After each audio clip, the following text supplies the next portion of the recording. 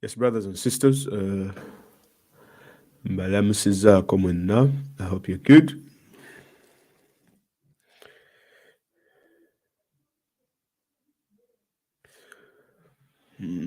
Okay.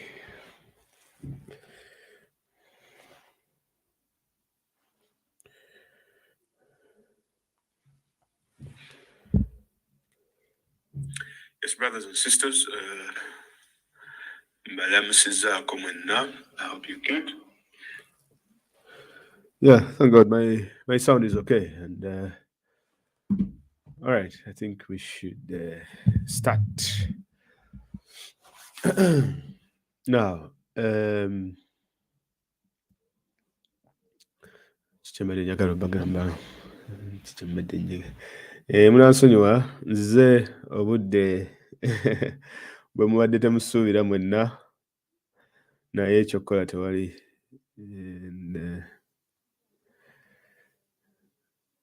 Bannaye bali bana nze munaye nze saagala muntu awemula wano mukoluka gwa kato, simanyi lwaki owemula naye bwekyokukolera nkimanyi eddagala lyondirina. This is 2022. This is 2022.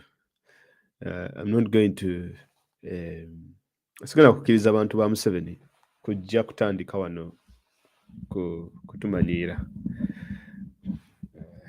specifically. Okay, genda olamuse. Ono kato yaani bannaye muntu ngaavuma omusajja ate ekikusesa ye kaggwa singa nno abadde muntu mulala ogambako kale. Bano abaana ab'enda ya Nakalaama basesa kamala mumukolako ono omukulu kato. Okay, abaana ab'enda ya Nakalaama mwabaaki mmwe ab'enda ya Nakalaama tetubategeera, sibategeera bulungi ennaku zino, but I think you'll be fine. Mujja kubeera bulungi. Anyway, ngenda kwogera just ku nsonga ez'enjawulo. I just want to remind mwenna abasinga nti this is 2022. Guno omwezi wabulayo ennaku 2 bwe bwali bwe buti akalulu kaffe ne kabbibwa. Okusookera ddala kansooke neebaze omukulembeze w'eggwanga omukulu His Excellency Robert Kyagulanyi Ssentamu olw'okukwata waaka wange n'amuwanika ku page ekyasinza okubeera active mu Uganda, page ekyasinza okubeera ne engagement ey'amaanyi ennyo. Nange ng'omuntu I was really fascinated to see that omukulembeze yakutte waaka wange n'amuteekayo. Now, I'm going to talk to you about why that was very important and what it means. I'm not blowing my trumpet, but nakoze something that I'm passionate about, something that I'm happy to do, because nze muntu abamanyi abasinga mumanyi, I like technology very much. I'm fascinated by the next big thing. Nti kiki ekiddako mu nsi, where is the world heading? That is the kind of person I am. Era ndowooza nnyo nti the tools that we have that are available, how can we use them to reach out to the world? Oli wakubuuza nti awo wooli mu room yo kiki ky'oyinza okukozesa okulwanirira eddembe mu Uganda, oba to fight for the struggle for freedom, justice mu Uganda? Awo wooli mu room yo, what can you use? Kiki ky'olina? What is the best weapon that you have? Now, most people, whereas mujja genda mudduke munyonye obutunda, munyonye emmundu, omuntu omugezi ennaku zino you have to fight using your brains. amagezi gaba ga mitwe si migejjo. When I was in secondary school, nali musajja munene. I used to be very fat. Nali musajja munene nze. Now one of my small friends yangamba ekigambo ekyo nti Mayanja, okubeera omunene tekitegeeza nti olina amagezi. Si buli muntu gw'olaba nti munene nti aba n'amagezi. Now that hurt me to this day, by the way. And because what he meant is that in Uganda, buli muntu afunye ku ssente yagejja, yazimba olubuto, gwe mulowooza nti yalina amagezi and all that kind of stuff. Kati gayi yanvuma nti gwe okuba nti oli munene, it doesn't mean nti olina amagezi. Kintu ekyo kyannuma. But he was right. Because what that ekyo kyandeetera okuba nti I try to look at things differently, or look at things in so many different contexts, to read so much, to be inquisitive, to learn more, to learn about so many things. Like I can sit and learn about different things. To know about a particular economy, I can sit down and read because the resources are there. I know where to research, I know where to look. When njagala kusoma about technology, I'll do it. When ndi focused on learning photography, learning videography, learning editing, learning research, I can teach myself. And also, why? Kanange nkogge mbere mu abo aboogera nti amagezi gaba ga mitwe si migejjo. You get the point. But anyway, but what I'm trying to mean is this. Nti nebaza His Excellency Robert Kyagulanyi Ssentamu okusharinga waka wange ku page ye. That means a lot to me. Ekyokubiri, nebaza nnyo nammwe abampadde feedback about that work. I never knew nti wako yajja kubeera as viral as it went. But when I got testimonies from people telling me, man, that was a good video, that was a nice video, wakoze bulungi nnyo, and people giving me feedback, wawe nakozeemu obubi, wawe ninnyoterezaamu, I took all this criticism in, and I accepted the criticism. And when I'm doing another part about that particular video, I promise that I'm going to do better. So, criticism gyemundetera, I really take it in. Simbubi, naddala bw'obanga oze okumpabula okunyamba improving. I really like that. Naddala ng'omuntu akugamba nti okay, wano terezaamu. I really like that. Okuba nti abantu bampabula. Saagala nnyo kulowooza nti nze kagezi munnyo, because I know ever since ekivanga ntandika struggle eno fenna nze nkoze ensobi nnyingi. I've really done a lot of mistakes.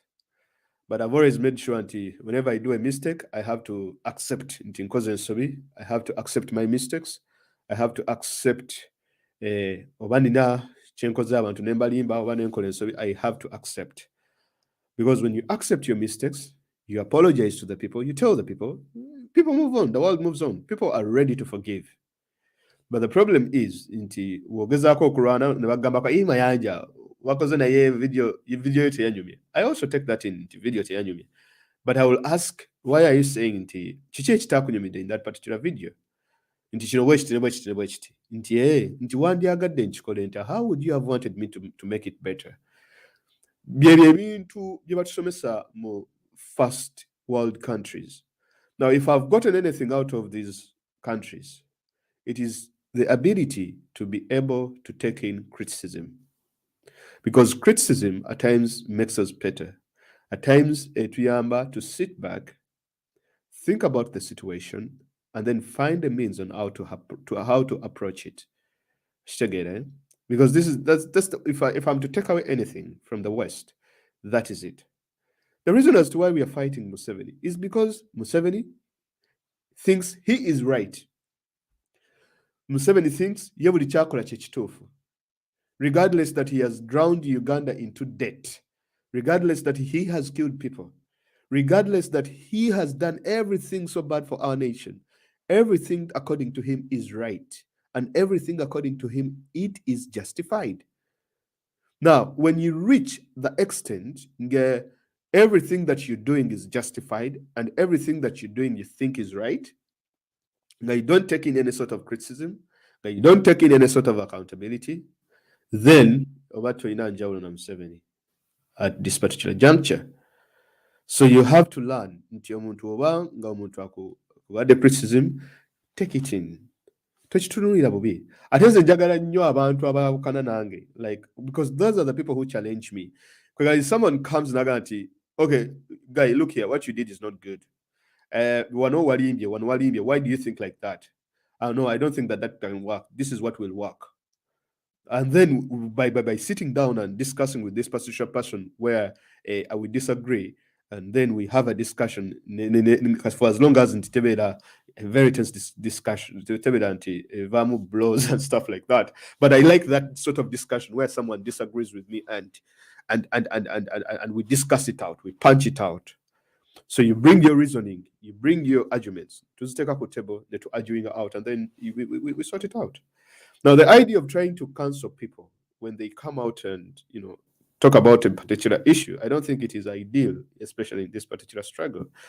If someone questions something, we shouldn't be canceling people. Nadaranga omuntu, we are in the same struggle. You don't need to cancel someone. If someone raises a question, the answer is simple. Just answer the question, or just say that I don't know, or I don't have an answer. It works that way as well.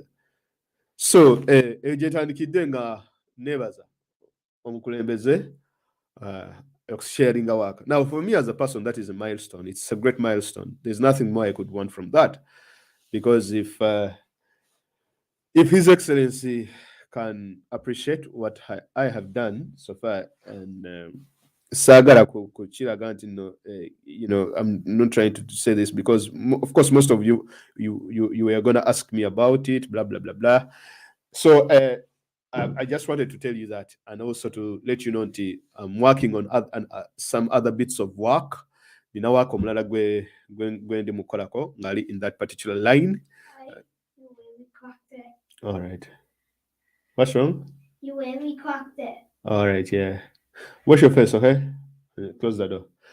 So what I was saying is that I'm really happy they saw some good in that particular work, because what I've realized is that most of these things are not documented.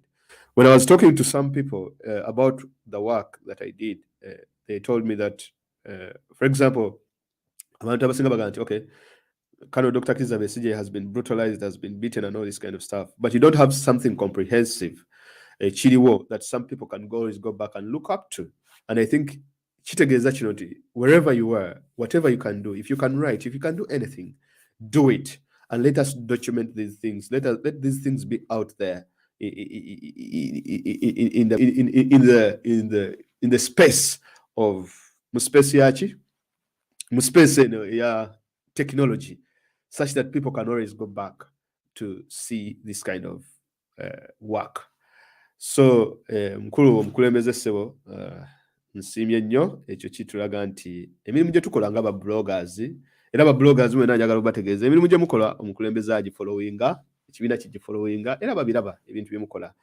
So buli woba nga olina ekintu ky'ogenda okwogera oba olina ekintu ky'ogenda okukola, have this at the back of your mind nti bino ebintu bye njogera nga omukulembeze wange abibuulira, is it the thing that really he needs to listen to? Bino ebintu byalina okuwuliriza? Is that it? Now, ffe mu Busiraamu tulina ekintu kye tugamba nti the Prophet Muhammad sallallahu alaihi wasallam yatugamba nti tusinze Katonda nga abamulabako. Buli w'osinza Katonda, whenever you pray as if you see God. Ne waba kale nga taliiwo ng'okitegere nti taliiwo, naye pray as if ng'okimanyi nti nno Katonda akulaba. Now, bro, look here. If you know that your God is there, right? N'olaba ekintu ky'omuntu, sente ziri awo. Naye ng'oba tolina nsonyi okubba sente in front of God himself. Now, you can know, okay, stand up, taliyo, yeah, taliyo, literally taliyo. But he's andaba. He's seeing me. But you still steal that money. Oba tolina nsonyi. Now the idea is this. Indeed, if you know that His Excellency watches your work or he sees your blogs, ebintu byoyogera byogere nga byogere that you should be able to speak those things. You can speak them in front of him. You get the point? For example, if I wanted to say like OHT, for example, I don't declare nga OHT Wandaba. You get it? And then I can tell him everything. Like I can tell him, maybe nobody ariho ayagala kutta, or I can tell him, nenda go bujulizi obwenjawulo here and there.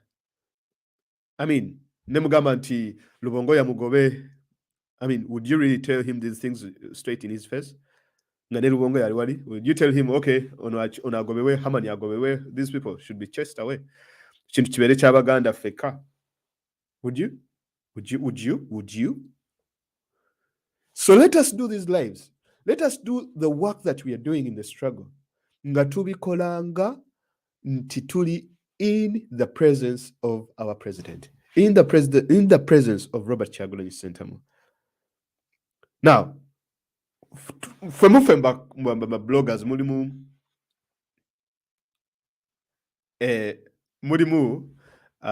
maybe nga gwe tokiraba mu makulu nti, for example, kanjogere kyenjagala, let me just speak as I want. Tulina okuwa abakulembeze oba omukulembeze waffe ekitiibwa. Let us accord him respect. Nti newoba disagreeinze naye, newoba olina kyoyagala omutegeeza, newoba olina obubaka bwoba oyagala omuwa, do it respectively. Chikole with a lot of respect. Because if we do not respect our own, no one is going to give him respect. Kitegera. Ate tekitegeeza nti newoba omuwadde information, newoba omuwadde obubaka, it does not mean that he should take it in. For heaven's sake, omusajja aina almost like 1 million, more than 10 million people that maybe are bringing information. And what does that mean? That your information is the one that stands out. Nange kenyini information here it is standing out. I don't have that, what do you call it? I don't have the monopoly on truth. Now there's an idea that people, abagamba nti, they have the monopoly on truth. What is true? What is truth? No one has the monopoly on truth. So November nina ebirowoozo zoluusi wano najjanga n'ebirowoozo byange mumanyi bulungi nti I would say okay, ekya website ekyo fena nga tukimanyi nenga okay, secretariat please website ekolebweko. Era I'm happy to tell you ladies and gentlemen, baakoze website eri bulabe. Oh my God, I don't know if you guys have seen the website, but you should visit the Noob website. The website is so good, it loads very fast, mobile wise very fast. I mean, it is really pristine. Eriku standard. The website, oh my God, it is so pristine. Yakabi, it loads very fast. It's a very good website, really perfect. So that is something that we put out there, and they worked on it. Now, this was not something Chetwali to His Excellency, because there is okuwabula ekibiina n'obaawo n'okugamba nti no kampabule His Excellency. I think tulina kuwabula kibiina so si kuwabula mukulembeze. Kyova olaba, the reason as to why NUP has survived, it is because erimu emitendera. It is because erimu ezo channels. You cannot just jump out of the blue wakazukuka ogujonjo maaso. Oh, Your Excellency Kyagulanyi kino na kino kikolebweko. No, waliwo emitendera. Nti reach out to your diaspora team. We biba biganye, reach out to the secretariat. Ne mu secretariat tomala gatomera. Kitegera. No. Waliwo obukulembeze. Waliwo emitendera. Kyova olaba ekisinga okuluma abantu. Kwe kuddira bano abaana we balabanga abaana abato.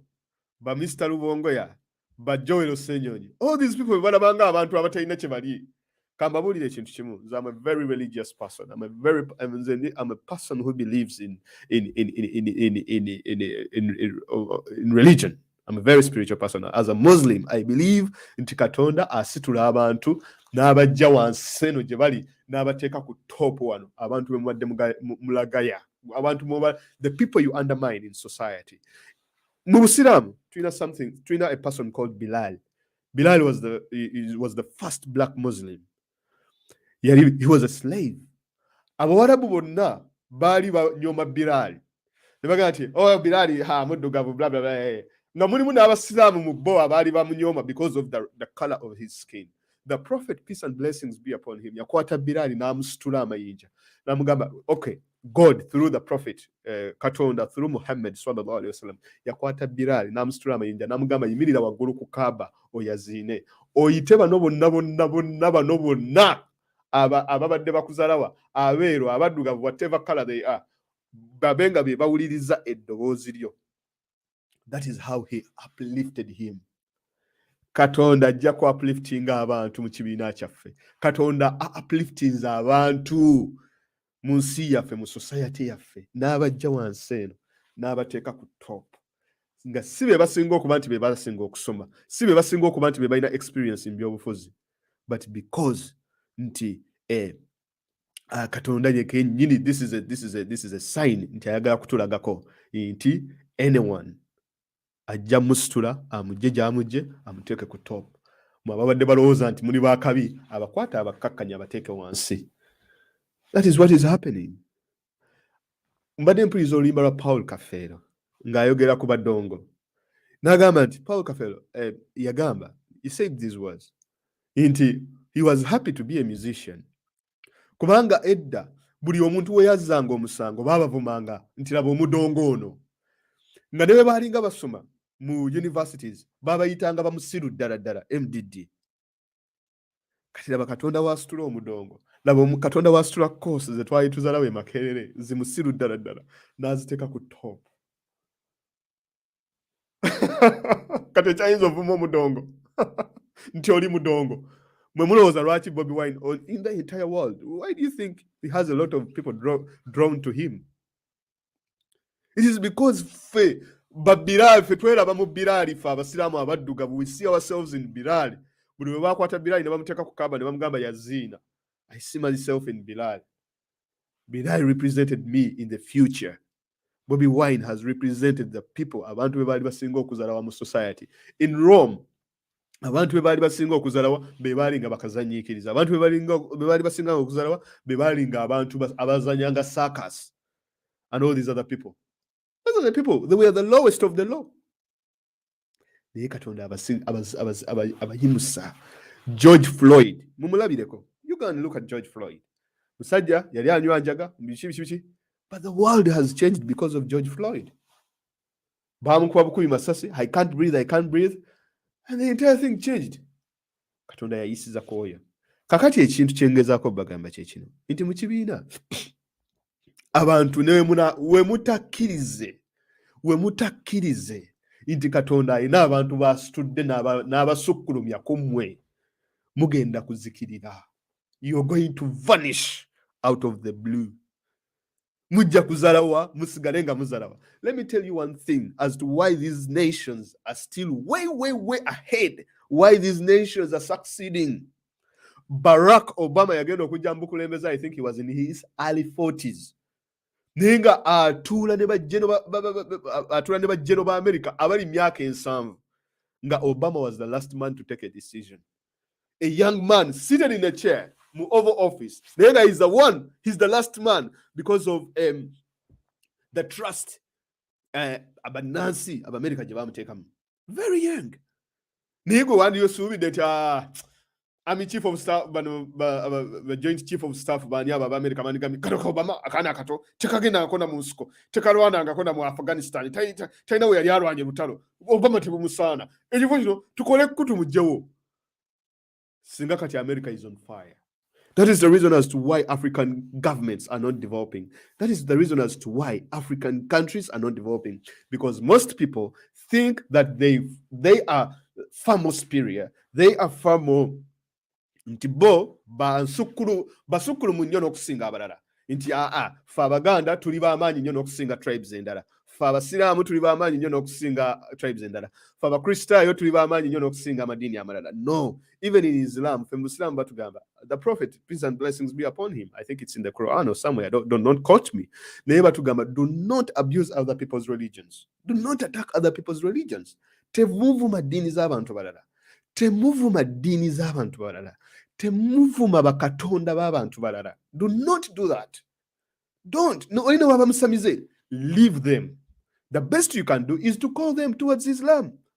But do not go out there attacking their practices. Do not go out there abusing their religions. And it is for the good reason that if you abuse their religions, they are going to come after your own religion.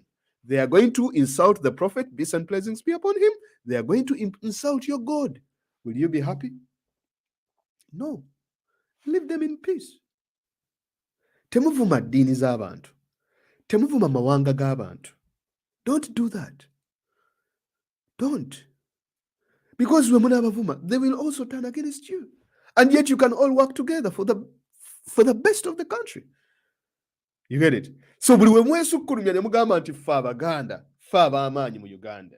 Buli we mwesukkulumya ne mugamba nti ffe Abanyankole ffe tusinga. Buli we mwesukkulumya ne mugamba nti ffe Abalango, Abakyoli, ffe bakabi. You are dead. You're going to vanish. You are dead. Well, you can have it. Si kibi okubeera proud. No, it's not bad. Naye teweegulumiza awali omulema ate ofunyizaawo engalo. It's not right. Kikuumire mu ggwe nga ggwe bw'oba ng'olowooza mwe musinga. But the point is this. Nti we are going, mugenda zikirira. You will kuzikirira, like it or not. You will. That is why I'm telling people. Nti buli we twetwala nti no ffe tusinga okuba ab'amaanyi. Nga mwerabira naddala mu mawanga. Nga mwerabira naddala mu madiini. Nga mwerabira naddala mu bintu ebyo ebyenjawulo. Nga gwe ogezaako nnyo okulaga abalala nti tebalina kye bali, naye gwe gwasinga. Kintu ekyo kigenda kutusuula. It will make us vanish. At times I'm even worried when I see so many Baganda nga ffe tuli before ebya NUP, if that is what it is. I don't know. Nadala, Secretariat. I really feel sad.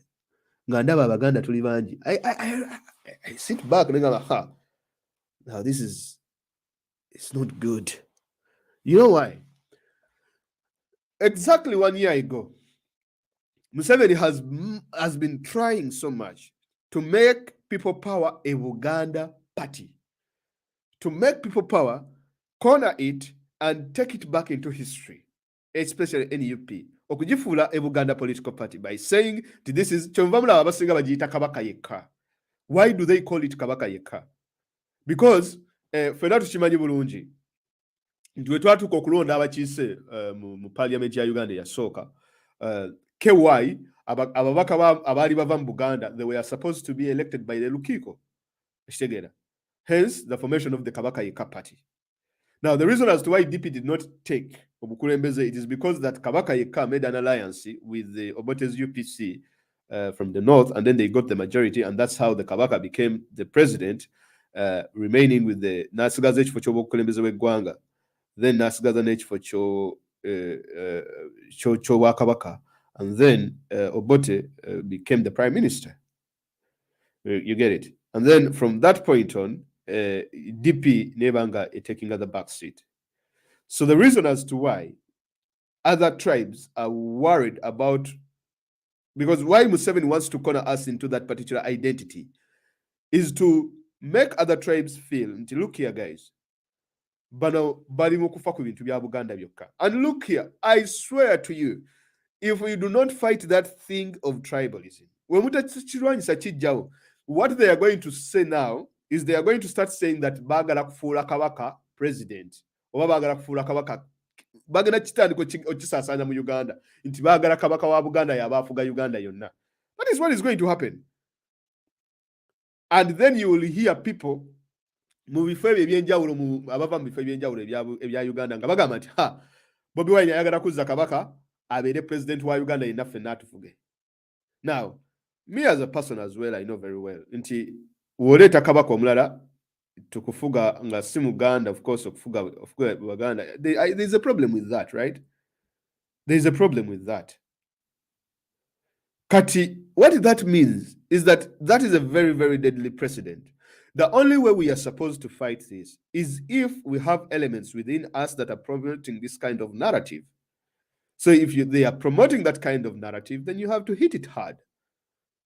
Because you cannot say, with the support that we received Jetwalaba last year, around this time last year, Jetwafuna Northern Uganda, Jetwafuna Western Uganda, Jetwafuna Eastern Uganda, that support was really, really, really, it really showed that abantu message bajifuna.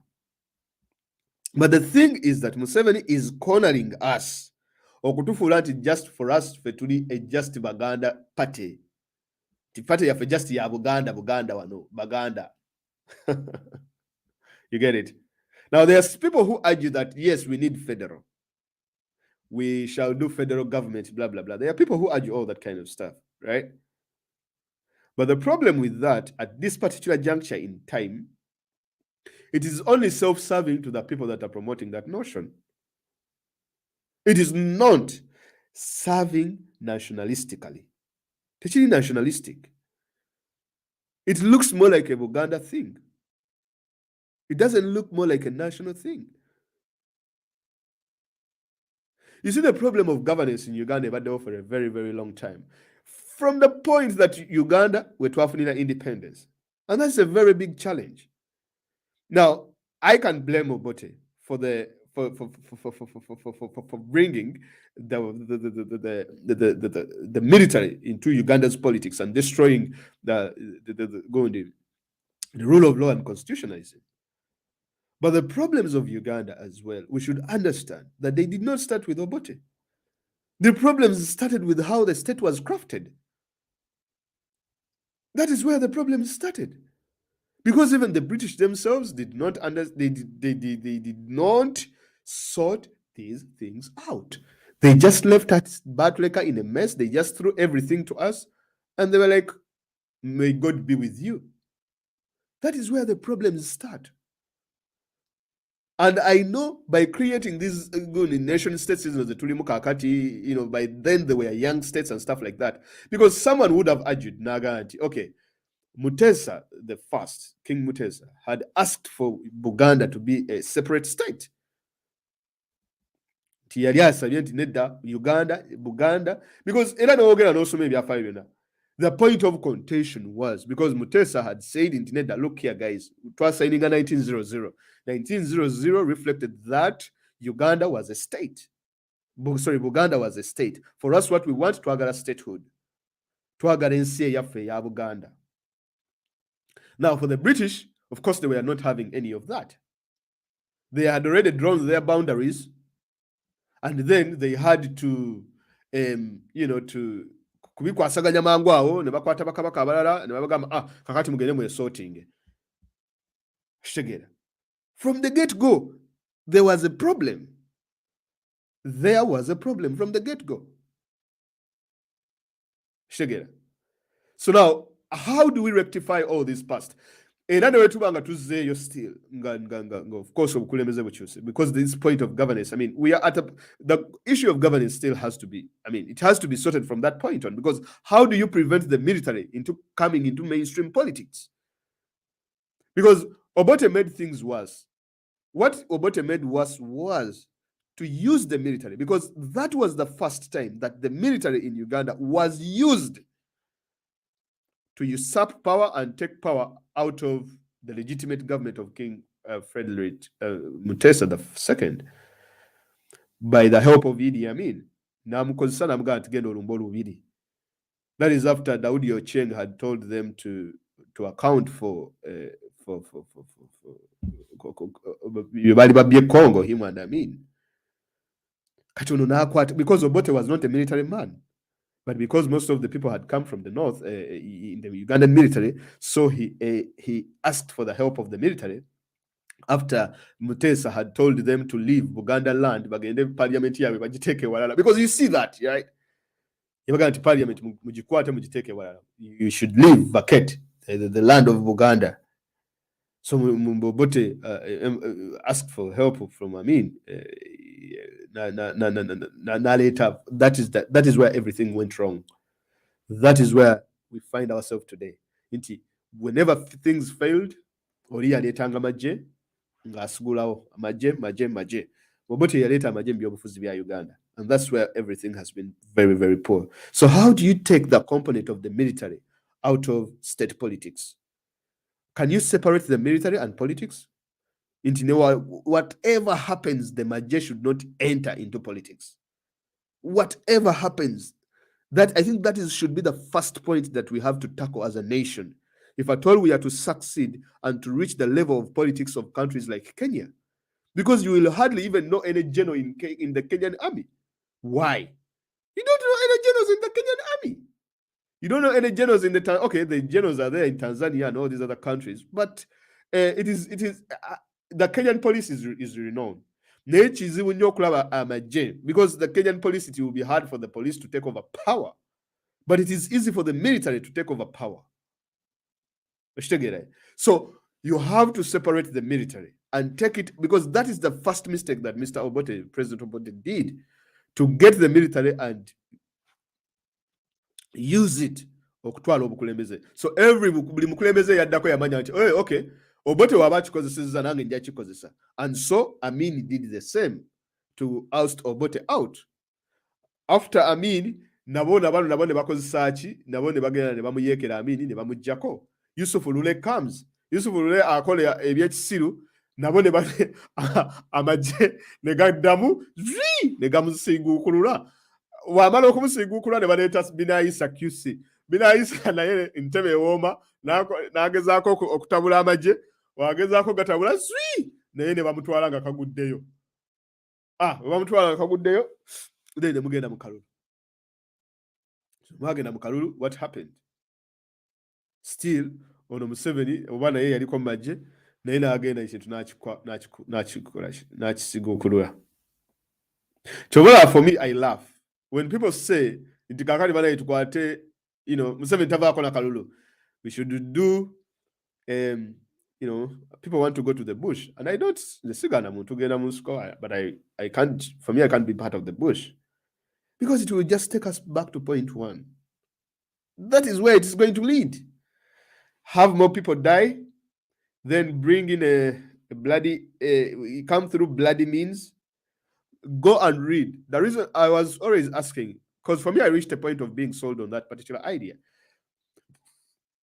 But I didn't understand why Bobi Wine was very insistent on being non-violent, on using non-violent means, on using means, every means within the constitution to exhaust them and take the government out.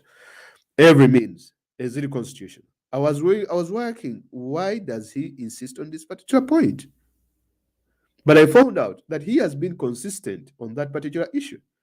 There is consistency even before Bobi Wine joining politics. You go and listen to his music. If you want to judge Bobi Wine, if you want to hold him accountable on anything, go back and listen to most of his music. Most of the things that he sang about before joining politics, he has been consistent with, even within politics. That one, at least I've made the research, I've read everything, and I've seen that there's some bit of consistency there. The problem is, Kakati Obanga, it is still going back on a vicious circle. That is the problem. And let me tell you, if you use the military still today, you go and fight in the bush and overthrow the government, it is going to be the same cycle. The government that you bring into power is also going to be, people will fall out and they will easily take themselves out. So, for me, I believe, by taking the particular strategy they are taking, they want to fight so many things. And one of the things that they want to accomplish is to take the military, is to make sure that they separate these two institutions, the military and the state. Okay, not the state, but the military and governance. The military eberenga yekola gwayo gwa kulwanira nsalo za Uganda, and then governance esigalenga governance ya Uganda ngensi. Like MPs should be able to do the decisions, ministers, and all this kind of stuff. Because as we speak right now, everything is a mess. So the idea that The idea that people are now looking at, that's why for me, I've been telling you, me as a person, personally, I would say that we need as many people as possible to even take up these positions. I really feel happy whenever I see Mr. Lewis Rubongo Yangali forefront, Harvard trained. And then you have so many people who are saying that abantu bonna abali mu NUP bakolera Museveni. Now that is fascinating because you find people who are speaking these things ate nga nabo bennyini b'NRM nga ne bakitaabe bwe NRM. Kati oli ajja ku arguing agambe nti akugamba because ye yaliyo we NRM. Now, let me tell you one thing. If at all you have been in politics enough in Uganda, most of the people, like 90%, 95% of the people, Baba Deko NRM, I inclusive. My pictures are even out there. I've met Museveni. Shaking his hands. I don't know how much. I have met Museveni. Literally. But what changed? What changed? That's the point. Right? Chairman in Nyanzi, anyway, NRM. You see, the problem is, whenever people bagala okutabula ekibiina baleeta abantu nga Romushana, I was looking at His Excellency's post yayogedde ku Romushana kanange nkyogereko Senyonyi yabatusobolera anaye akwati Senyonyi ali wala nnyo eri waggulu. Senyonyi yabuuza Romushana ekibuuzo nakati tannakiddamu. Yakimubuuza last month, I think 3 weeks ago. Yamubuuza ekibuuzo naye kati Romushana tannakiddamu. Senyonyi yamubuuza naye musajja okola wa?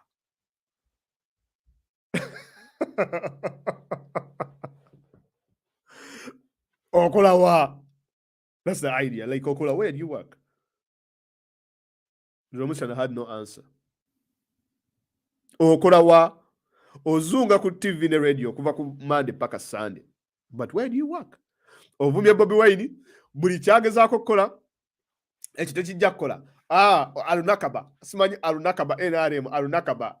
Simanyi ayina ebintu byayogera Alunakaba. N'omubuuza where do you fall? Romushana is one of the people. He confessed ku radio nze namuwulira kusimba.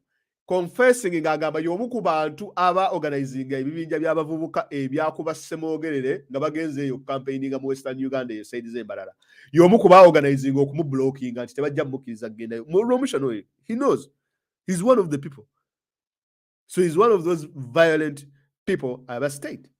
Naye kati yavaayo n'ayogera ebigambo namwe ne mumuggyako obubaka nti Romushana yayogedde bw'ati. Ono omuvubuka oyo mutabani w'omusajja oyo abeera Luweero. Kakati oyo yajja n'ababuulira ebigambo nti kakati kino eyo nuupu ejjuddemu NRM. And so what? Webanga ejjuddemu NRM, so what? No. Tell me. So what? Yes. Gundi yaliwo NRM. Yani oyo chairman Nyanzi yaliwo NRM. Ye bannange abantu bwe bava mu NRM ne bayingira nuupu kiba kibi. Lwaki bwe bava mu nuupu ate ne bagenda mu NRM olwo nga muwoggana nti abantu badduse biki Bobi Wine bamuggyemu omuntu. Come on. You can think better than that. Nze kambabuulire. Teri muntu agenda kubeera Christian kusinga Yesu. You cannot be more Christian than Jesus Christ. Teri muntu agenda kupafectinga Busiramu. No one is going to perfect the religion of Islam in terms of theology and in terms of practice better than the Prophet Muhammad, peace and blessings be upon him. Teri muntu agenda kwagala bwakabaka kusinga Kabaka Ronald Muwenda Mutebi. It's not going to happen.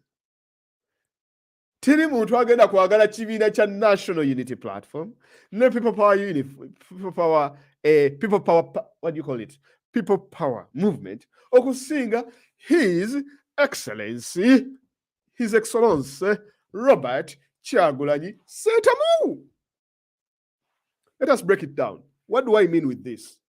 Number one, all the individuals I've mentioned, not to compare Bobi Wine with the prophets, no. But all these leaders have been tested. All these leaders have been tested. They have been arrested. They have been boycotted. They have been beaten. They have missed by a whisk with their lives. They have lost people.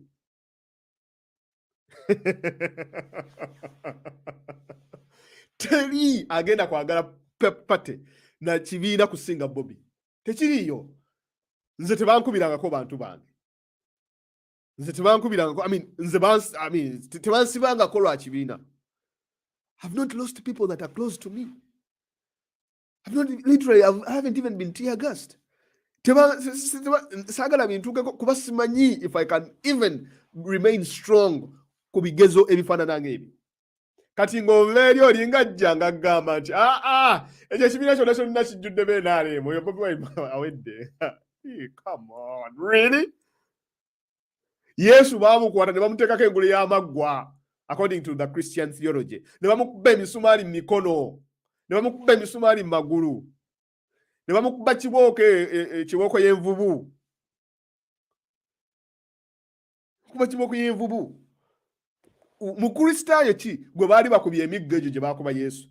Mukristaayo ki gw'omanyi? Which Christian do you know gwe baateekako engule y'amaggwa? Tell me one. N'abantu be bennyini ne bamwegaana. Oba nabbi in Islam, a prophet tebabaagalanga gye baava. Abantu abaasooka ngo beegaana be bantu baabwe.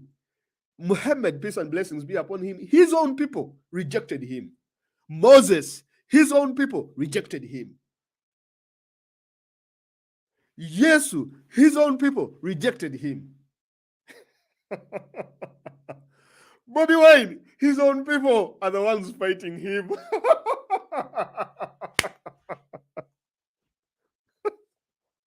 Come on.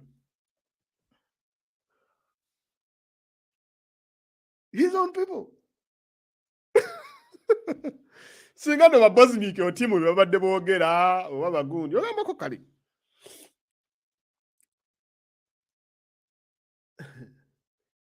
Ogambako kale. So I'm telling you today, from today, get to know it. No one is going to be tested to the level that Bobi Wine has been tested. Abantu bameka baziise. Essasi eryali lirina omukuba lyakuba kawuma. Have you ever had that experience? Nga w'obadde otudde essasi eribadde lirina okutta nga likubye kawuma yassiine. Have you ever had that experience? I've never had it. Ne bakukwata ne bakusiba, ne bakukuba, ne bakufujjira amalusu. All these things are documented, and I'm going to get these things. That's why I'm really fascinated to do some stuff about these things for people to know. Naye oliraabayo n'agamba nti Bobi Wine talina kyali. Oli better than Bobi Wine. Bobi Wine gwe kankumulire gwayimirizaawo NUP ne Bobi Wine yonna. Nengamba bannange tuli ku kiki? Tuli ku kiwano. Omuntu n'avaayo n'agamba nti ono yayimirizaawo Bobi Wine, yayimirizaawo ekibiina. Singa teyali ggwe, singa kibiina tekiriiwo.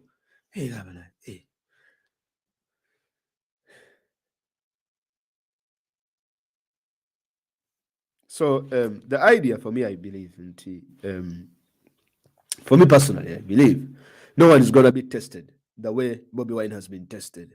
And let me tell you one thing. If Bobi Wine is in trouble, if Bobi Wine is in any sort of trouble, kyobola abannabi baafunanga obubaka.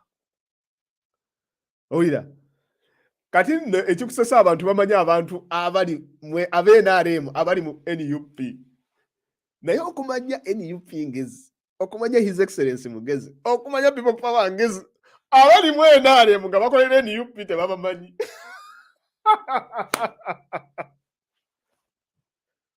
Waliwo abantu bangamba nsekera nnyo mu live, kandekerawo okuseka. Nseka mbanga atali serious. Now I'm serious. Abali mu NUP, abali mu NRM nga bakolera NUP tebabamanyi. Naye abakolera NRM nga bakolera mu NUP abo bamanyiddwa. Kakati tetuba bagezi. Nze ndaba otuba. Ffe tubeera abagezi. Kuba waliwo moves Kyagulanyi z'akoze, waliwo moves ekibiina kye zikoze ng'olabira ddala bannaye awo tuwadde tetuyitawo. Kino ekyama bakikipinze batya? Ekintu kino kikoleddwa kitya? Ng'olabira ddala bannange awo tobadde tolina w'oyitirawo. For example, look at kati wano twawandisiza ekibiina abasajja bali Bongolya baazanye ekintu Kibalama ne munne ne ttiimu ye nabakoma kumala bali omukutu gwe nabalabako ogwa UNN ogw'omukutu gwe nabalabako nga bali mu kuyomba Kibalama ne banne nga bayomba tebamanya engeri gy'ebintu byatulamu nengamba naye mukikola mutya okuba nti muyisizaawo ebintu bino abasajja nga tebategedde tekisoboka.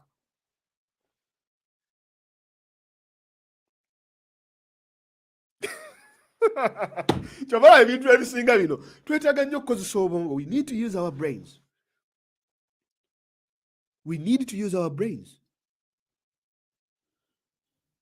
Gwe n'obeera awo ng'olaba abantu bonna abava mu diaspora baagala kgenda Kamwokya kwekubya bifaananyi bawanike ekinkumu. Lwaki tebagenda ku ofiisi z'NRM oba akale eza DP deputy inefusi wali ku gundi ku City Square oba mugende Najja Nankumbi bameka abeekubisizaayo ebifaananyi ne bawanika ekinkumu. bagende walala ffe tetubagala naye buli agenda e Kampala nina okutuukako e Kamwokya nina okunyonya Bobi Wine. Kyokka bannange nammwe nze kati nga natandise kwogerera kibiina kya NUP. No, by the way, ebintu bino mubibuusa amaaso ne mulabanga things that are very ebyo ebintu they mean a lot. Kibiina ki ekikwata gwe genda okwata omwana wa nassari gwe woba ondaba leero get your child at home kwatayo abaana basatu okwate owa P1 okwate owa P6 kale ow'emyaka nga 8 okwate owa 14 18 ebino owa 2 abo abaana obabuuze kibiina ki kye bamanyi obabuuze ku byobufuzi bya Uganda bonna bajja kwogera ekintu kimu NUP people power. Omwana ow'emyaka omwenda owe10 11 12 paka 18 we baba nga basobola okumanya ebyobufuzi byabwe bigenda mu maaso nga babirireetinga n'ekibiina kye NUP eba ekoze eba tekoze. Common sense ekibiina kiba kikoze kiba tekikoze. Why is the party popular even to people that are below 18 years? Lwaki eba popular webanga tekoze? Ati tujjudde Bambega lwaki kyabalema okukola. Nze kambabuulire bannaye nze wallahi okulimba kubi. I'm one of those people who usually rushed buli kimu nga bagamba onombega hane gundi walya onombega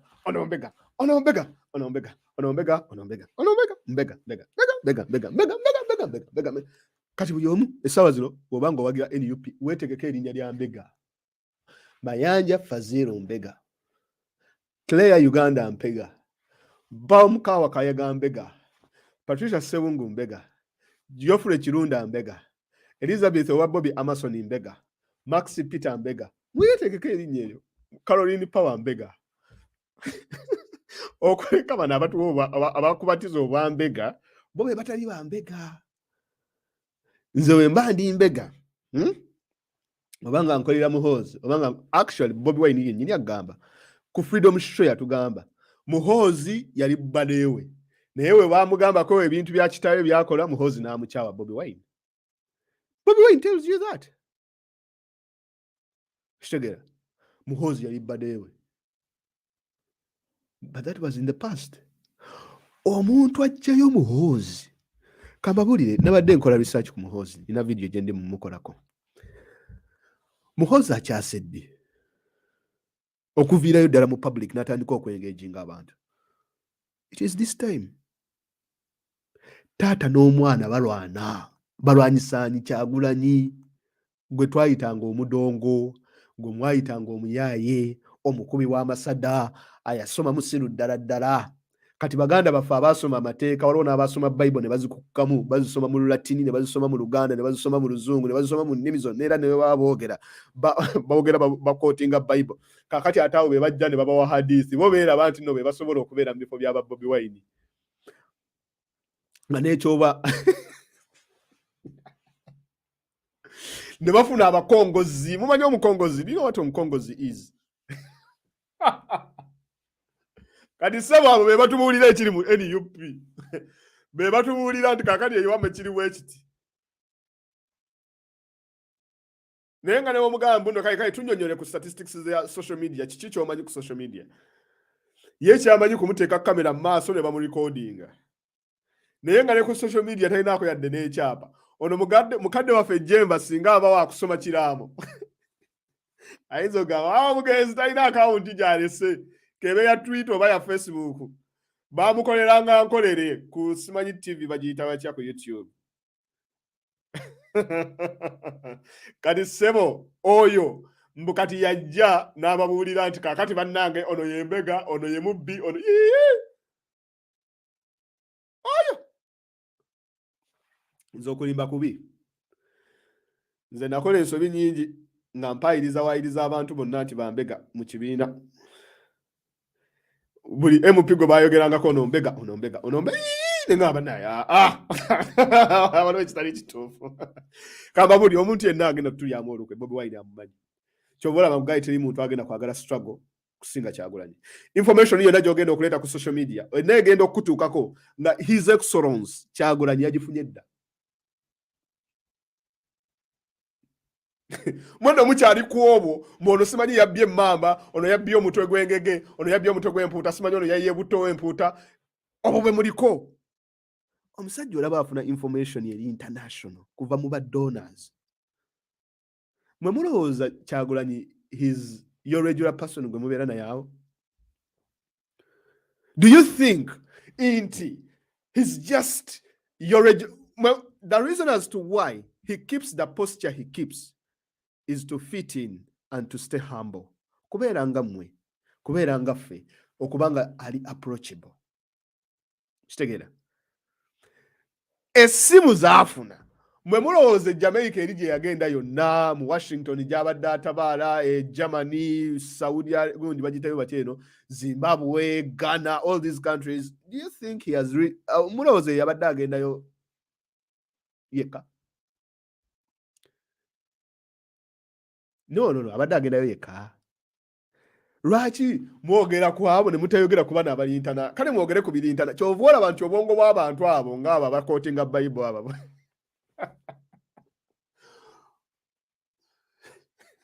abawali mu Bible abo obwongo bwabwe bukomaawo okusumika simanyi jjajja gundi emisambwa gya gundi simanyi emmandwa za gundi zikozese ye politics waabwe wammandwa bakongozi simanyi bannaye mulete kalimbwe emizimu gijje politics w'emizimu oyo bannange mukulemu nesigenda kuliisa muntu yenna naye politics wa mizimu simanyi emmandwa zikozebwe ziti simanyi omukongozi simanyi mukiyita mutya empewo omuzimu gwa jjajja gundi simanyi mulete tunyokeze kalimbwe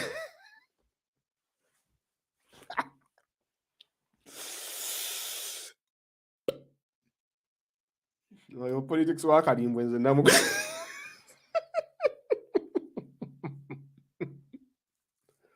oyo wakunyokeza kalimbwe nze simusobola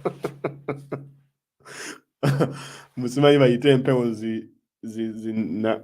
emmandwa simanyi ey'emitwe emeka simanyi emmindi simanyi oba omusajja bamuyita simanyi omulangiraani namulabaawo ng'ayogera yali mu nsozi ng'ali eyo asaba omulangira ne bamubuuza omulangira n'abagamba mwe temwalabye ebyayeruka gwe mulowooza ani yakikola ekyo naye bannaye tubalemu amagezi nammwe kaakati ate naffe abasaala kwegamba Katonda waffe takola ate bano baganda baffe abasaba abasiiba mu kyakyo waabe takola sebo gwe emizimu gyammwe egya Buganda gyejawugula essasi ne lirema kukwata his excellence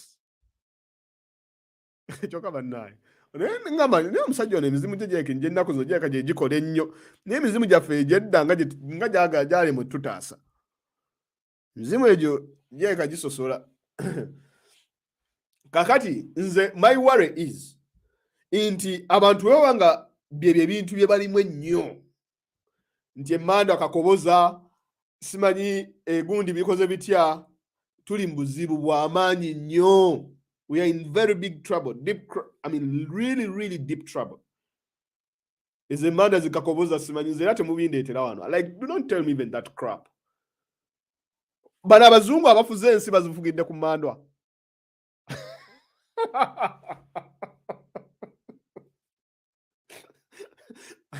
Kamabuli ebyo bintu singa byali bikola. One of my biggest musicians, omuyimbi gwe nsinga okwegomba ennyo mu Uganda is Paul Kafero. Paul Kafero yagamba ezemmandwa ebiduula simanyi yagamba ezemmandwa ebintu ebyo like he said it because Kafero he had experience in that stuff. Kafero basudde ine experience mu bintu ebyo era ajja kubuulira abasawo Abaganda baffere abamu abasinga whatever I don't know when sigenda ako mu sabonti nsamiro or whatever I don't. So Kafero yagamba ezemmandwa number one teri yesonyiwa ate n'ebintu byabe tebikola. Nze munansonyiwa oba oli Muganda nga owulira kikuluma kikulume I don't care. But the thing is singa byali bikola Museveni lwaki temubiyita ne bigenda ne bijjako Museveni. Oba Mama Fina yabibba n'abitwalira Museveni. N'abitwalira Museveni. Naye omusajja nga agamba mbuye yataasa Bobi Wine eruuka mbwe essasi eryawugula weeriti ne ligenda ne likuba omupiira gw'emmotoka nga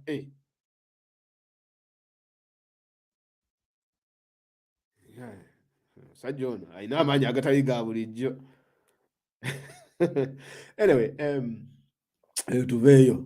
So literally now my main point is this. Indeed, if anything is going to happen to Bobi Wine, kambabulire mwe mulaba afuna simu kuva mu Washington State White House, right? White House. Lwakuba tajja kujja bibagambe naye kati kambi bagambe. Olaba afuna simu kuva mu White House. Olaba afuna simu kuva mu Downing Street. Bafanda azibonna. Anyone ayagala okola business mu Uganda. Kyagulanyi. Omanyi information yaina. Kalinga gwato muletera gundi. Mandwa simanyi kakoboza simanyi musimanyi kazibe Bashiri ya. That is not an issue. Mugende muwulize Freedom Show. Bobi Wine yagamba inti. Yes, yeah. I respect people. Abantu bananga aba believing ebintu ebyo. I understand. You guys can believe what you want. I'm not trying to demean it. But what I'm trying to explain here is someone using those beliefs. Nagezaako okulaba nti nno azirimbiramu abantu. Kiringangaze ngwe najja nenkozesa obusiraamu okuba nti nnimba abantu. I respect people because from Busiraamu bagamba respect other people's beliefs because they will also respect your beliefs, right? So the problem comes in if someone uses those beliefs. You get it? That's the issue that I have. Not in the right way. That kind of stuff. Then there's a problem. Right? So we need to condemn that. What I'm condemning here, I'm condemning the individual who is using traditional beliefs to lie to the world. Yeah. He lied. There is no evidence that his intervention with the spiritual world saved Robert Kyagulanyi Ssentamu in Luka. There is no evidence to that. To what evidence? Because the Bobi Wine yatugamba konti alina egundi yalaba yebuuka n'eyitawo n'emutaasa. But the point is this. The point is that nti teri muntu tolina information gy'ogenda kuleeta nga Bobi Wine tagimanyi. Tolina molo gw'ogenda mubuulira nga tamumanyi. Tekiriyo. It is not going to happen. Tolina situation gy'ogenda kwogerako nga tagimanyi. Ye mukulembeze. He gets a lot of information. That's not an issue to him.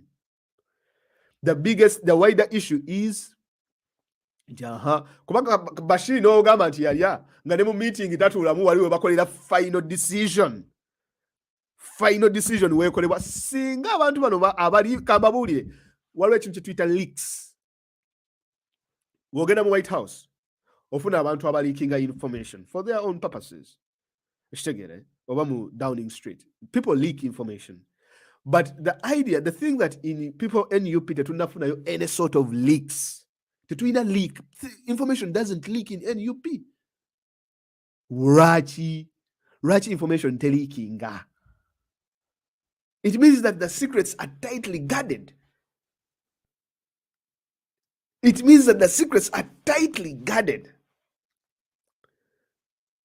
So tusobola tulina information tulina weyita kati oline wabeera moolono nga yalya n'oli nga yalya era bye bajja ofuna press conference ebyabadde wano ku press conference nti boogedde ki nti boogedde nti bannange edduwa ya gundi eri bweti egundi okusabira gundi kuli bwe kuti kati ono ngaakubira aba isa essimu owaye wawulidde okusabira kwa Franka kwanga 27 nti edduwa y'akawuma ya sini ya so and so kati information yewayisa agenda gikozesa ki era olwedde ebyaba bimanyi kuba biri public kati nga bamujja ku payroll waliwo n'ebintu bino byetwali twogera ebintu era nga olugambo lutandise Sewanyana yalya Segirinya yalya ninga bannaye nange ekigaali nali nkibuukidde nti abantu baalya nti ekintu ekyabasibisa sente za Museveni naye ntandika okulaba ngenda kufuuka musiru like I was literally becoming stupid. Kati my format gye nkozesa yeno oba ngamba nti gundi mbega oba gundi yalya, for that moment I will give the person a benefit of doubt ngambe, and I will stand by that person and I will say this person talyangako, this person akyali ku mulamwa until omuntu oyo tugeze ng'avudde mu kkomera oba ng'akyuse n'afuluma n'ajja n'akola ebintu ebiri contrary, then ndyoka confirming nti yalya. Now that puts me in a much better position. Indeed, there is evidence this person ebintu byakola biri contrary yalya mbega blah blah blah blah. Yes. Naye kati gwe lwaki weeteeka mu situation ogamba nti gundi ne gundi yalya. Okitegera nti gundi ne gundi yalya nga evidence ale tugiyina. Ate nga with time evidence egenda kuvaayo yeraga nti ddala yalya oba ddala teyalya. Lwaki tobeera patient, tubeere bagumiikiriza. Okitegera tolina security alert gyogenda kuwa Kyagulanyi nti Kyagulanyi eno togendayo naye banaye munsesa mumanyi n'okumugamba nti eno togendayo eyo emmere togiya wano toyitawo wano mukama kwegamba bano abametolodde bonna tebalina kye bakola. Lwaki gwe tebakukwata ne bakuteeka wali ku secretariat ne bagamba ha Mr. Kagezi munnyo gwalabye ebyewala sekanolya oyina links oyina gundizo machita macha oyina baspayi bo mukuva mu NRM nti baspayi bagambye batya kati Kyagulanyi His Excellency lero ddayo waka tobako olaga bannange singa information eyo Kyagulanyi yali agifollowinga singa ina waali kati singa tulina we tuli bannaye singa tulina we tuli. Yes, ebintu bino birimu okufa, ebintu bino birimu okukubibwa, ebintu si byangu. It has never been easy. Omusajja bamuyita John F. Kennedy. John F. Kennedy yagamba the reason as to why we are embarking on missions like going to the moon is not because it is easy, it is because it is hard. Now, to borrow the statements of John F. Kennedy, the reason as to why we are fighting the dictatorship, we do not choose to fight him because it is easy. We choose to fight Museveni and his cronies because it is hard. If someone told you that this battle is going to be easy, bro, better pack up your bags, leave. Otherwise, you're going to be frustrated. And we have all hit those points. When you hit that point of frustration, back up a bit. And the other issue, do not ever accept to be a proxy of someone. To speak for other people. Information. Do not do that. Because those people are going to own you. Get the information, weigh it, look at it, investigate it, proofreading. Labantino is substantiated, enough proof, proven, then give it to your people. Shagera. Bobby Wine doesn't need the information. No. There is no evidence that the information you have provided to the senior evidence in Zengama Yanja, into the information that I have provided to Kyagulanyi, it has saved his life. Just China. Never one was ever China. But I have no evidence that the information I've provided has helped Bobby Wine as an individual. No. But the only thing maybe I've done in the struggle is to come here and teach. and relate on different issues, to give people hope. That is what Ugandans need. That is what we need. We need hope. We need to stay strong. We need to show people that we can do this. People don't need to know who is a spy. People don't need to know who is going to die next. People don't need to know who is going to get poisoned next. That is contrary to the cause of an effective revolution, of an effective struggle. People need hope. If everyone is going to die, like mayanja bagenda kuta, gundi bagenda kusiba, it is really depressing. Think about Bobby Wine, him and his children. Oyo mbega, muchala wo mbega, gundi mbega, ono yebakane gundi, oyo gundi agenda kuwa gundi ebutwa Canada.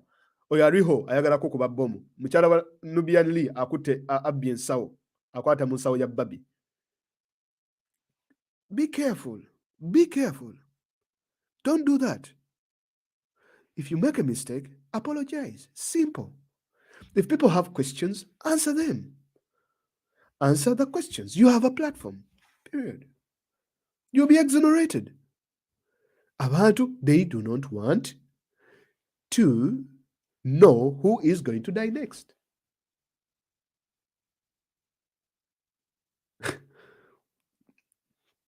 People do not want to know who is on the list. It does not make sense. That is contrary to the struggle. The Musevenis, whenever they were a fight, everyone is on the bloody fucking list. Everyone. For as long as you are anti-Museveni, even if you are working for him, Katumba Wamala, for heaven's sake, General Katumba Wamala. Literally, what did the guy ever do to Museveni? If Katumba Wamala is on the list, what makes you think that you're not on the list? Rita Kenya was on the list. Frank Sentesa was on the list. 54 people killed on November the 16th, 18th to the 20th were on the list. Where are they all? Dead. Everyone is on the list. Treat your day as your last. Everyone has to be arrested. If they can even get you, and they get you, that is if they really got you. What makes you think that now can you what makes me think tonight about Jakonfuna? Me too, I know it. I also know it that I'm on the list. 46 million Ugandans. They are on the list, with the exception of Muhoozi, Museveni, and his family. Abasigadde, all on the list. Teri atali ku list. Teri atagenda kwatibwa. Mwenna abali wana abakomentinga, whoever is writing, whatever you're writing. And what is funny is, for me, ekinsesa kiri kimu, nti I see people watching these lives. Nebagamba, gundi ogenda kuttibwa. Gundi oli ku list. Gundi nawe oli ku list. And the people, ekikusasa ababa live, for them they think they are safe. They are like, kale bambi mpuuga bagenda mutta. Bambi mayanja bagenda mukwata. Bambi Ronald yawedde. And they are not thinking about themselves. Bobalos are very safe. Think again. The game, Jetulimu, it is not an easy game. Things are real. Everyone is on the list. Do not think into your list safe. Nabali innocent. Nabo ku list kwebali. Gwe genda obuze seka kirevu. Genda obuze seka kirevu. Checha amukubisiza amasasi in front of his children. Abana ba amasasi omusajja. Seka kirevu. He was killed. For what? Like, you don't even need to ask, you don't even need to wait for a live video to tell you that you're going to be killed or you're going to be put in prison for your opinion or for just being a Muslim. You don't need that. Do you? Do you?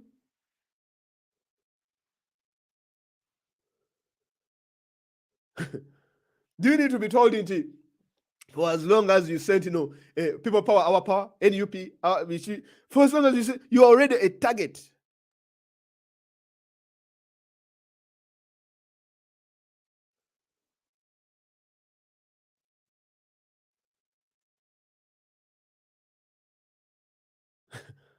Goroza, let me tell you one thing. If Museveni can get you anywhere, if he can get you in your room, if he wants to poison you, that esawe tu se yokuwa akatwa, eje kakuwa. Let me tell you one thing. If you really want an experience of a person like me, I can give you that experience. Now, I know Nti Museveni, I don't want to underestimate him, but I know how far he can go. Sirimusiru. Naye nina tricks nange bwenkozesa. Babukusomesa wano. Like, you have to check. You have to be careful. You have to take different roads. Just to delay these things, to delay them, to delay their plans. Naye okozesa oluguudo olulala, n'okebera wansi w'emmotoka, camouflage, those things, tuba ne tricks kati ffe waliwo ebintu bye tuyize wano mu myaka ebiri bye tulina okukola. Waliwo obuntu otambula nabo n'otestinga ebyokunywa, n'otestinga emmere. Kyokunywa bakikuleetera nga kisumulire tokinywa.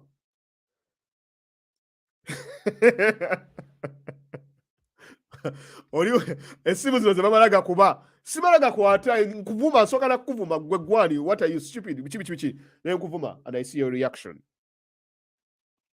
Otaddamu kubanga manya waliwo kibayita honey pots. Do you know what they call a honey pot?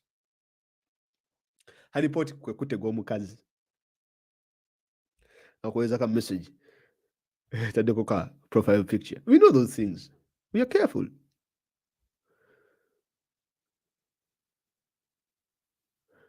Katinze, but at times you're like, okay, paranoia can get you, and then you might make mistakes.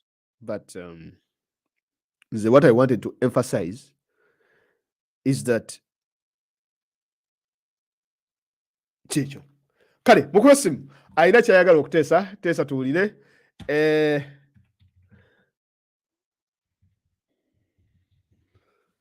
Oba olina kyoyagala okuteesa n'oba oyawukana mu ndowooza nange tewali buzibu, naye walowonzo gundi abakulu abo abaagala okwefuula nti no be batutegeerera struggle, naddala oyo omukulu avuunula Bible agamba nti ayagala okulaga nti no ffe tetulina kye tukoze mu struggle, nti bo be bamanyi bambega biki. Ate nze kinsesa bambega baffe babamanyi, abakola mu NUP babamanyi, naye ate aba Museveni abatukolera tebabamanyi, ate nga ba Museveni. Ate nga bo ba Museveni naye tebamanyi bambega baffe bali eri waabwe, bamanyi whatever byebuzaabuza n'obuzaabuza.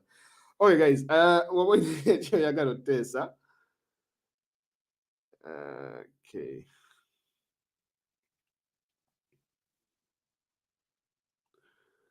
Oba olina ekyo oyagala okuteesa, oteese tuwulire. Nze sigaana muntu naye nze just kyembadde njagala obakakasa is toyina information gy'ogenda kuwa Kyagulanyi gy'atamanyi. Ekyokubiri, wobanga oli tribalistic, I'm very sorry, n'oba oli kyali wange. Nze kambabwire tribalism talina gy'agenda batuusa. Oba Buganda nationalism. Nze ama typical Muganda. Era ekyo nkibabuulira. Oba oli nationalist, ayagala kuvuma Bobi Wine, abatali Baganda bonna abagobe, asigale n'Abaganda. You better create a Uganda nation there. Whatever. We better create something else than wasting time here. Because for me, I don't think that is going to work. So, okay. Hello. Wa alaikum salam. Nawe je bali sebo. Nze gamba bana Uganda akantu katono nnyo.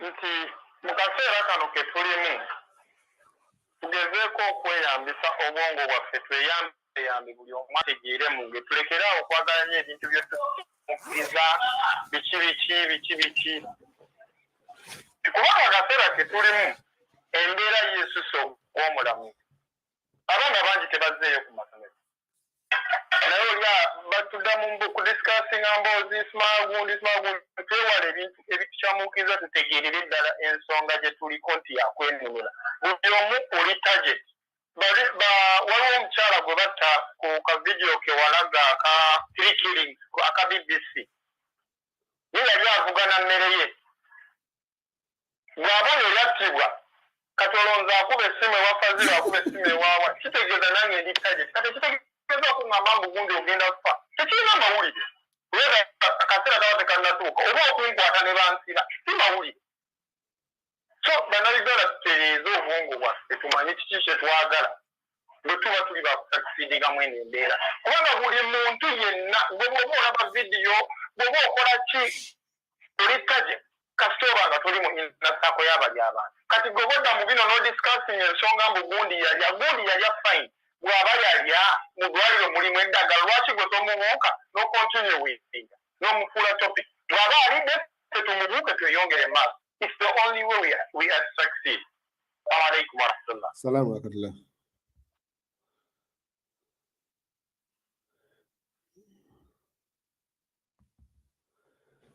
Hello. Fazil. Kwaje? Jawari kusimu. Jebari. Wanyagange bampita dana, I'm calling from America. Nice to hear from you. Nice to hear from you, brother. I've been hearing and seeing this video, man, and you're the best. Trust me. Oh, thank you. Because the choyogera omuntu alina amagezi apicking up point ye n'agijjamu neyetereza. Because this year 2022 is the year of sanity. Begamba, when you hear from what your fellow bloggers have been talking about, especially those who think they have numbers, barowooza nti gye bagenda okutwala abantu gye balina okugenda ng'osanga byagambye leero enkya bigenda kyuka.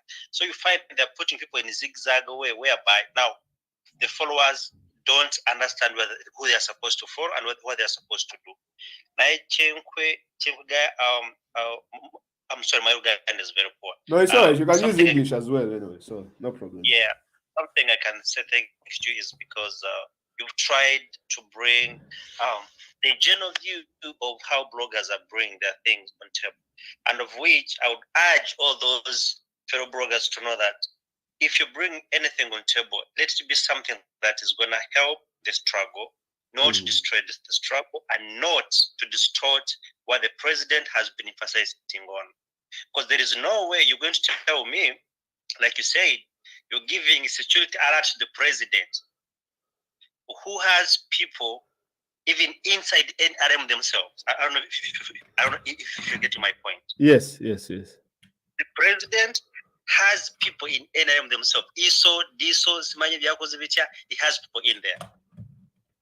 So Kati, you who is on air, you're giving someone a security alert publicly.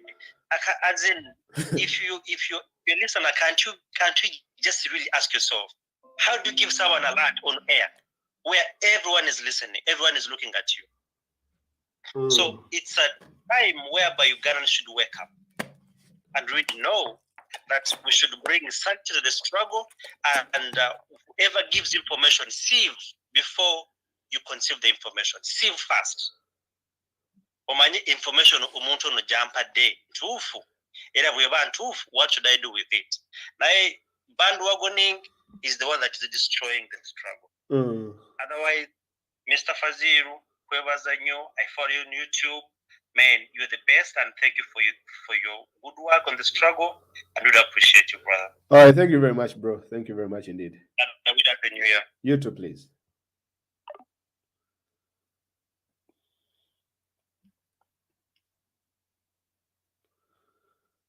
Okay, let me see. Bakuba mukube mangu kubanga ngenda kukima mwana ku ssomero. N'abiyisa mpola n'asooka n'okubye Ankwate simu mbili. Hello. Hello, mgana wange. Yeah, bro. Jebaleko. Hi, na jebale. Emirimu twagirabye gundi ka video ke wagize president nakasharinga. Yes, sir. Just continue with the good work.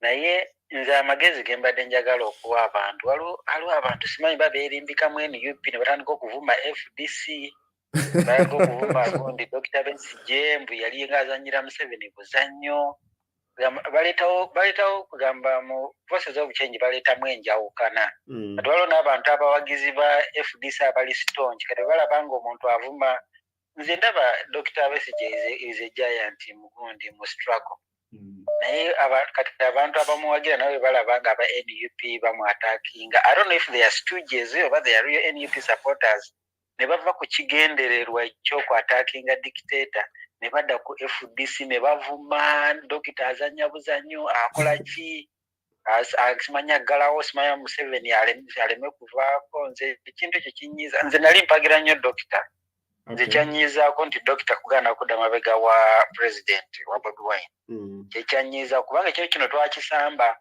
okuva ewago ne tuwagira Sebagala n'avaako Besigye n'ajja ekimali manyi nti Besigye yandigambye kati struggle ngituusizza wano kakati nange kati tugende noono mpolampola kubanga abantu bakyusa kakati feeling eri wa Bobi Wine struggle esigala egenda mu maaso but as the struggle moves new leaders come up so tosobola kubeera ku scene forever buli olaba nga abantu bakyusa favor you back the one they favor bumutone singa Dr. yadde mabega wa Bobi Wine singa ekintu kiri ku level ndala kale naye abantu abatakinga Dr. nze bokaboka be banyiiza kale webali nyo kitutegeezaako ekyo abantu bajja kwetereezamu kale okay tuanza sasa okay bro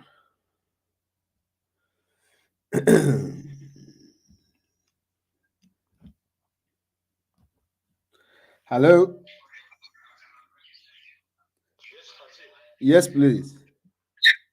Nsanyusa okuwuliza nze bampita Buganda ntege ekyuma kya Yesu. Oh, mu kyuma kya Yesu nsanyusa okuwuliza muganda wange. Kale sebo nsanyusa n'okuwuliza bonna abadde ku page eno. Yes, sir.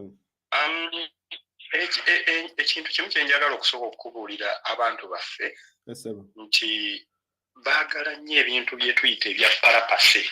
Gundi agenda kufa, gundi agenda kulabwa. Ate mwe nakulabako ko n'omukulembeze mubadde nnyo mu ditches n'omukulembeze.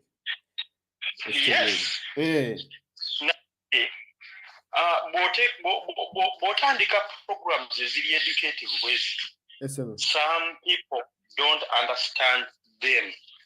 Kati nze nina baganda bange bendaba abakyali ku NUP awo. In fact abantu batandika okubeegendereza. Gwomanyi nti buli MP yenna yalya, buli MP gundi yalya, MP gundi talabika. Gwe abantu ng'abo tutandika okubamba attention tubatunuulira ekyamu because they are not building the party wabula they are sent to destroy the party as much as they are putting on our red berets.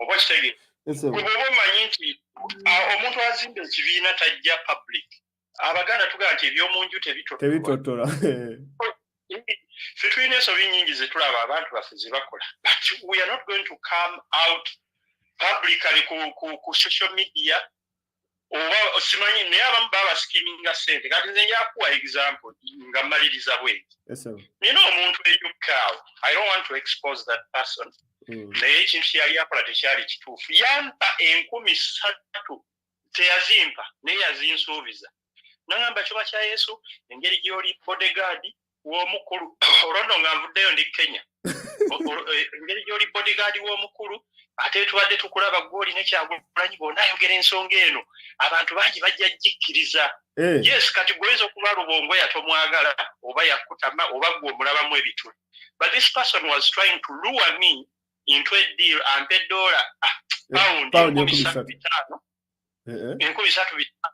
munkoleka live nti Lewisi Munyampi Mbega biki kati nze bwe naagikola olw'okuba mbadde nekyagulanyi abantu bangi bajja kuliriza bakitwale saali na sente naye nagamba mu mutima gwange namugambye okay nga saagala mumala mu maanyi but bwe yaddamu okuba amasimu saaga gwange Kyogamba ebintu bino ebimu bisasule abantu babawa ssente okwogera ebintu bino. Yes, abantu babakozesa ensobi babayingiza mu ntalo ze batalinaako mu mutwe n'amagulu. Abantu sooka bajjukize gwayogera gwani babuulire kuba bayinza okulowooza nti you are just another person who is kuba nakulabako mu activism nnyingi nnyo. Abantu sooka babuulire who you are so that they can know the person. Nze banta Buganda ntege ekyuma kya Yesu. Abasinga obungi bamanyira mu kubuulira njiri mu street e Kampala, abalala abasinga obungi mu struggle bamanyira ku Simeon Suga gwe neetika ku mukono gwa Kabaka. Then abalala bandabidde ku Kyagulanyi nga bodyguard mu struggle nawonna ne mu kalulu. So that's how I've been moving. Right now I'm in Canada. Naye ng'ogamba waliwo abantu abaali nga bakusasula okube obukulembeze bwa National Unity Platform olw'abantu abamu abatali Baganda. Story sigimaze oli yali ansuubiza ssente nanga ngenda kusindikira ku ssimu ki kati ngamba nti kwata Lubongoya omukube yalemeseza Kyagulanyi singa tuli ntebe mu ntebe ne mugamba nti muli mutima namugamba muli mutima nayogera n'omutima gwe ne muga Kyagulanyi amanyi Lubongoya n'okunsinga n'okusinga gwe alowooza nti Kyagulanyi lwaki teyijjaako Lubongoya. So in that case, in that scenario, I rejected his money mu kukuba amasimu n'eŋŋaana okuddamu ogakwata kubanga kati ye yali annyingiza entalo ezitalina mutwe n'amagulu ntandika okukuba omusajja wa Katonda wa bwereere azifu nze ntegera ennyo kya Lubongoya okusinga mukama wange Bobi Wine. So abantu mbalaba ku bulayivu babeera simanyi abamu biki MP gundi tetukulaba MP gundi mwalya MP gundi tugenda kukula kati waliwo omwana abamu nze mbayita n'abatona busiku Mpuuga Honorable Mpuuga leader of opposition bamuwa convoy ne omwana yamukubye n'agamba lwaki toleta abasirikale wena nojjanga nosinga ne president ekitiibwa does Mpuuga okujja ne convoy ye does it mean nti yasinga Kyagulanyi amaanyi n'obuyinza? Ate nze ndaba Mpuuga awa nnyo Kyagulanyi ekitiibwa by the way. Actually Mpuuga yandibadde nga yayita ne Bobi Wine mu office nti Bobi Wine jangu eno ku parliament nkulabe. But he humbles himself n'ajja ku kitebe n'ayogera ne mukama we n'agenda. Naye n'owulira omwana ng'agamba ajje mu ka corona akamotoka akabibibi awo tulyoke tutegere nti ali ku struggle. So ate n'olaba abantu nga babawa power play mu abantu abakyabasindikira ssente abaana abo mwe mukola ki mwe mubawaga naye nga kye bakola they are destroying the party, they are not building. So you ignore their nonsense. Nze mbawuliriza kuba nina omutwe mugumu. You can't lure me into stupid things, but I will listen to you. Nga bwe mpuliriza Museveni is my enemy, but I would love to listen to him mbanye wawaava waali ne waalaga. Naye kati mbadde nsaba nga mbaliriza ekintu kino nti mwe abantu abalina emitwe eminafu ng'owulira bw'owulira Swandiso saagala kumenya mannya nze ndi am a professional journalist. Swandiso ayogera ebintu ebikumenya omutima ebikuzza emabega. Ignore that page ogirekere ffe ba mitwe gguba oba ffe abakola analysis oba abaagala okutereeza ensi. So just ignore bw'olaba oli ng'avuma gundi oli simanyi gundi simutegera simanyi tewaliwo gwe bataalisa ne Kyagulanyi yennyini baamuliisa dda ssente ne baga struggle yagitunda. Naye ng'ate bakozesa ffe bagamba nti muveeyo kintu kino mukyogereko mwe mwalina omukulu biki olaba nze ne bwe nava mu kkomera nga ngenze kunzijanjaba ate abange bennyini bagamba Okyuma yalidde ava atya mu kkomera lwakijje yavuddeyo n'eŋŋamba banzudde nga ndi mulwadde n'empapula weeziri ne mu ddwaliro baakubyeyo koti masho emalaga kutabu ekyo. Kakati ng'ayagala nsigaleyo mbusimanye ebya solidarity teyandivuddeyo kakati abo baalidde. So kitegeera kubanga gwe waliko ku ground gweoyogera then sina kyenyiza kuddamu. Yes, ekintu ky'okulya n'abaffe bennyini kati noze nja kukubuulira n'abaffe bennyini abaasigala mu kkomera be baatulisa baatuta abantu 13 ne baasinga kuliisa kyuma kya Yesu ate yavuddeyo nga mulwadde kuba abavaayo nga tuli balwadde twali abavubuka 3 nze bone makanika wa president Kyagulanyi n'omwami omu yapuritinganga t-shirt za NUP gwe bayita Miro John nange nali mulwadde ate nze nga ndiko n'ebbaluwa eziva Nsambya hospital naye okufuluma ekkomera bayogerera nze Kyuma yalidde tubagamba bulijjo abo bambega nga n'ebbaluwa weeziri guti kyakota. So such people tubatunulire butunulizi ate nze saabanyigira because those are the games of NRM. Kati abaana abo balaba mukulu musonyiwo okulandagga ennyo. They are paid by the state. NRM ne batuuka eri ekyaddono ne bagamba musirike gundi akube kati ffeffe nnyiminyi ne twetunuzaamu emmundu nga bali eri basirise okitegeera bo badde eri mu katebe ne baga gundi mutwalire facilitation way enamba eyiyo muweerezi kati abantu abo mbasaba temuddamu bawuliriza ngera bw'okyogedde teri asinga kwagala NUP nga Kyagulanyi ate teri muntu no one has been teri muntu abadde tested mu struggle eno okusinga Kyagulanyi. It's not there. I don't know. Yes Kyagulanyi bw'alaba nga Lewis is bad yandibadde yasala ddala mwemuloza Kyagulanyi talina amagezi gejjako Lewis oba gundi ne gundi oba aliho oba ani agayina asobola okukireeta smartly n'amugjawo n'agaa nti naye olwaki takikola because he has his own reasons as to why. So tojagendera nnyo ku bigambo by'abantu ate biki Kyagulanyi tawuliriza biki gwayagala okuva mu struggle sooka ogiveemu oddeko wabbali osooka owummuleko bw'onalaba ng'etambula okomewo. The door is open, it's not closed. It's open, you can come in, you can go out. Kale mukulu Kyuma kya Yesu era kutereka ennamba yeeno then nja kukubirako nyongere okumanya ku bintu ebimu kubanga of course ndabiko oli more informed about these issues engage wali ku ground engage wali ko bodyguard w'omukulembeze. I think it's really much gunjo kuba ntogerako naawe. Yes, thank you so much. Twenza nyinawo kuba ntukuliza.